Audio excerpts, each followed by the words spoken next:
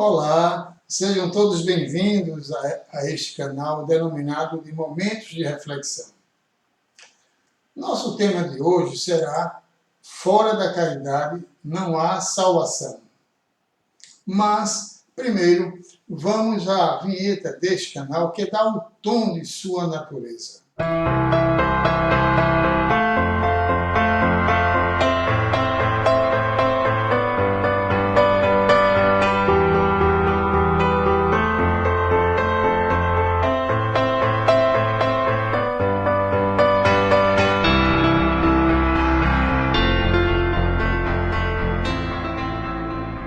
Este tema, sem caridade não há salvação, nos impõe reflexões muito importantes, carentes de entendimento do seu real valor.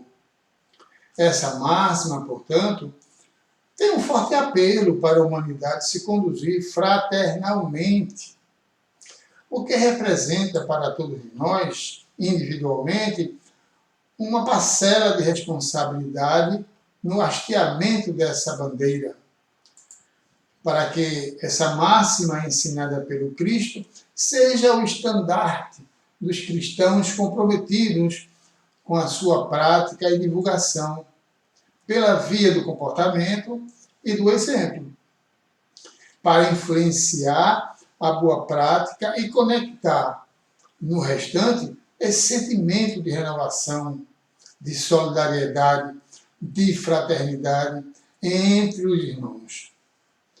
Infelizmente, a máxima sem caridade não há salvação ainda é tratada apenas como se fosse uma espécie de artigo de fé, mas na prática falta-lhe a execução.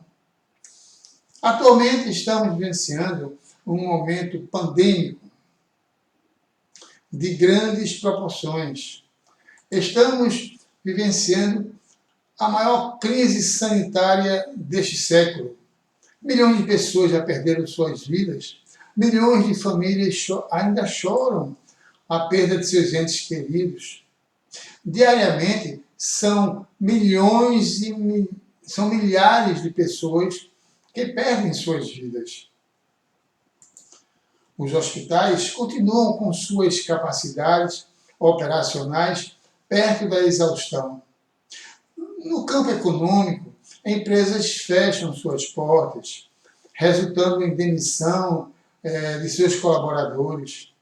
Muitas famílias perderam renda, gerando consequências danosas na subsistência familiar e forçando, inclusive, que alguns de seus integrantes passassem a viver nas ruas, debaixo de pontes, viadutos ou de marquises, aumentando, assim, a população que vive abaixo da linha de pobreza. Mas o que nos chama muito a atenção e nos aterroriza nesse momento tão crucial em nossas vidas é o comportamento em desalinho com a moral de tantos de nossos irmãos, que foi acentuado com esse momento de desespero. É realmente muito triste sermos espectadores do aumento da criminalidade, com casos de feminicídio, de assassinato entre familiares, como o pai matando filhos, filhos matando pais, por razões fúteis, incompreensíveis do ponto de vista humanitário. O valor da vida parece ter desmoronado no atual cenário em que vivemos. É como se a vida dessas pessoas, na vida dessas pessoas não existisse Deus. A prevalência do ódio, da ganância, da intolerância, do egoísmo e de tantos outros males nefastos que vem se sobressaindo no seio da população, tem se tornado algo tão vulgar, tão banal. A lógica que deveria prevalecer em razão dessa situação de crise sanitária e humanitária Era no sentido de se aumentar o sentimento de solidariedade e de comunhão de interesses no campo do enfrentamento de uma situação tão espinhosa, tão amedrontadora e imprevisível, que se espalha no seio da população. Entretanto, essa lógica se inverteu. Está prevalecendo uma completa inversão de valores, valores esses morais e espirituais.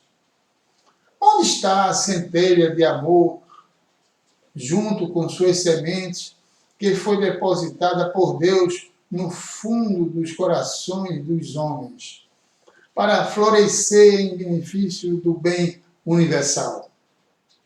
Falta o entendimento do princípio fundamental e universal da lei do amor. Nos deparamos com um imenso abismo de sofrimento que ainda perdura e nos separa e clama por nós, roga por nosso socorro. E, portanto, o fato é que a não observância dessa máxima, sem caridade não há salvação, nos remete a sofrimentos. Nos remete a sofrimentos por conta, inclusive, como já falei em temas anteriores,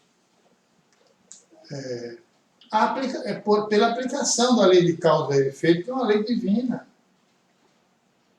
E porque, na verdade, nós somos o espelho do outro. Quando ele sofre, espera a nossa ajuda, e quando nós agimos indiferentes a essa necessidade, recusamos ou a rejeitamos, tal situação, cedo ou tarde, se reflete em nós, como eu já disse, pela lei de causa e efeito. Porque somos o espelho de nossos irmãos nessa corrente da vida. Nossas vidas é como se fossem um eco. Tudo que nós fazemos volta para nós. São Francisco de Assis nos ensinou: é dando que se recebe. Somos elos de ligação com o Pai Celestial. E, portanto, Jesus combateu fortemente a omissão. Foi quando ele disse que quem pratica a rejeição ou age com indiferença no socorro ao irmão necessitado, se caracteriza esse ato, né, de omissão como um pecado grave. O pecado da omissão é gravíssimo. Porque praticar a omissão é o mesmo que praticar o mal pelo bem que deixou de ser feito. Praticar a omissão é o mesmo que praticar o mal pelo bem que deixou de ser feito. Foi num de seus ensinamentos que Jesus enfatizou que a prática da omissão remete o espírito para o fogo eterno, preparado para o diabo e seus anjos. Jesus, nessa passagem, pintou um quadro aterrador, assustador. Deu uma mensagem para, de fato, impressionar aqueles homens de coração duro, que não vê um palmo além de seus próprios interesses. Fez ver que os valores materiais são passageiros, efêmeros, e que são tesouros que as traças comem e corroem. Fez ver, portanto, que do ponto de vista da destinação do homem, quando ele age contrariamente à lei de amor, atrasa a sua escalada evolutiva e se afasta do caminho da salvação, com a vivência junto ao Pai, em comunhão com a verdadeira felicidade na vida eterna. Fez ver ao povo que o caminho para se atingir a perfeição do Espírito, a nossa destinação futura, necessariamente teria que ser pela via do amor. E foi muito claro quanto a essa questão. quando contou a parábola do bom samaritano, deixando ver nas entrelinhas que agir sem caridade não há salvação. Ou seja, não entra no reino dos céus. A prática da caridade é essencial no processo de evolução espiritual. É essencial para merecer ganhar a vida eterna e ver verdadeiramente a felicidade junto ao Pai Celestial. Jesus ainda disse: não adianta ficar dizendo Senhor, Senhor, Senhor, porque não entra no reino dos céus. Aquele, para entrar no reino dos céus, tem que fazer a vontade do Pai que está nos céus. E fazer a vontade do Pai significa agir de conformidade com a sua lei de amor, que engloba a máxima: sem caridade não há salvação. Podemos ser pessoas de elevada moral, somente agir em consonância com o que é legal e moral. Podemos ser bons trabalhadores, honestos, produtivos. Podemos ser bons pais, bons filhos, bons cônjuges, etc. Mas se não agirmos com caridade, nada disso serve. E isto o apóstolo Paulo de Tarso nos ensinou muito bem. Certa vez Jesus foi chamado pelos seus discípulos a resumir em um só mandamento todos os seus ensinamentos, além daqueles que Deus queria que nós exercêssemos. Ele prontamente elegeu o amor como o mandamento maior. Ele fez do amor, o próprio Jesus, a maior lição de seu ministério. Amar o próximo é fazer todo o bem que nos seja possível e que desejamos que nos seja feito também. A caridade, que é o amor em ação, não se traduz apenas em esmolas, em dar esmolas, em doação de coisas materiais, etc. Mas também do ponto de vista moral. Por exemplo, é quando se dá um conselho a alguém carente de solução de um problema pessoal, seja no campo do trabalho, no seio familiar, um tratamento de uma saúde, um problema de fé, um problema espiritual, seja ele qual o problema for, seja ele a necessidade que for, que mereça uma voz amiga, que mereça um bom conselho. Pode vir também, né, essa caridade moral em forma de oração sincera para outrem. E principalmente quando a pessoa a ser beneficiada com essa oração se trata de um inimigo declarado, aquele que nos injuria, que nos trata com indiferença, que nos ignora, que nos fala mal, que nos é um grito quanto mais, que nos ofende de diversas formas. São essas pessoas, né, que a caridade, quando exercida por nós, tem muito mais valor, porque simplesmente mexe com o nosso orgulho, o egoísmo e a vaidade. Essas ervas daninhas que estão enraizadas em nosso íntimo e que são responsáveis pelo nosso atraso evolutivo espiritual. Porque, como disse Jesus, se amais somente o que vos amam, que recompensa tereis? Não fazem assim os próprios publicanos? Se saudais apenas vossos irmãos, que fazeis de extraordinário? Que fazeis de mais? Não fazem isto também os pagãos?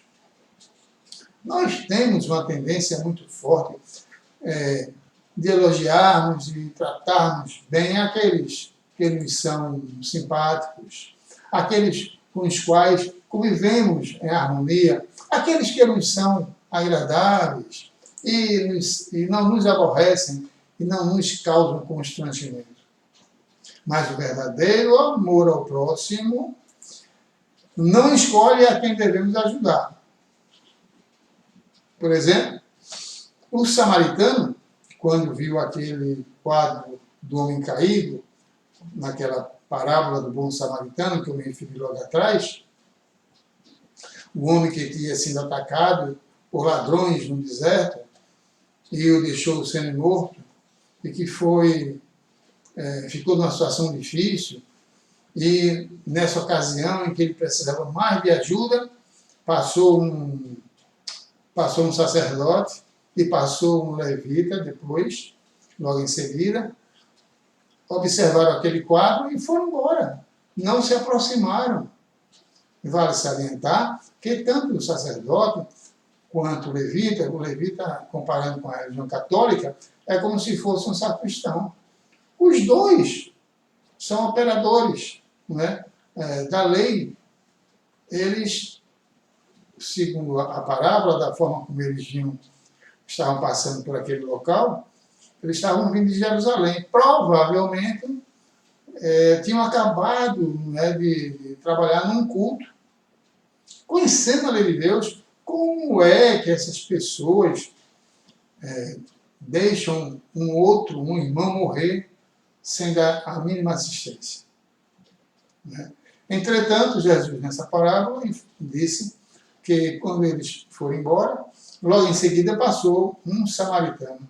O samaritano se aproximou sem saber de quem se tratava. Ele não perguntou de onde aquele homem caído era, não lhe perguntou a sua origem, se era rico ou pobre, qual a sua orientação religiosa.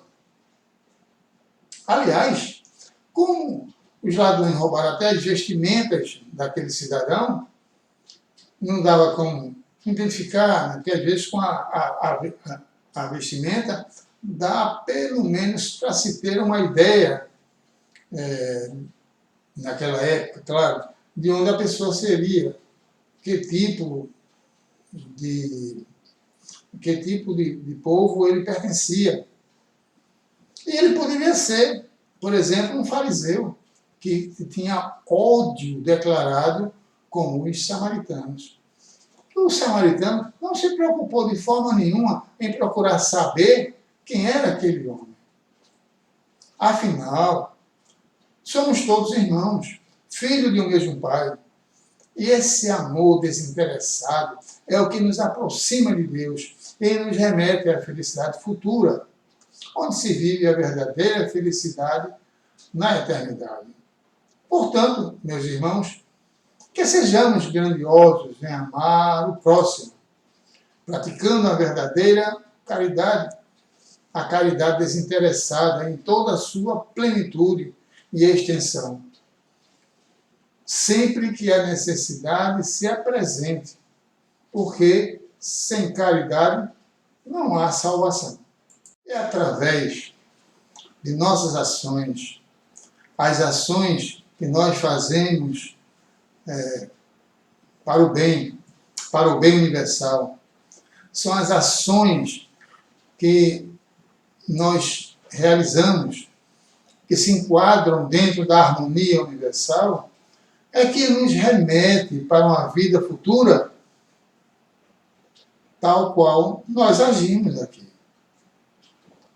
Portanto, a verdadeira felicidade, como referi antes, junto ao Pai Celestial, só depende de nós próprios, só depende de que nós façamos o que nós temos que fazer para atingir a nossa perfeição espiritual. E a perfeição espiritual só se atinge praticando essa máxima. Sem caridade não há salvação. Que a paz do Mestre Jesus nos envolva a todos e que Deus nos abençoe. Principalmente no fortalecimento dessa máxima em nossos corações. Assim seja.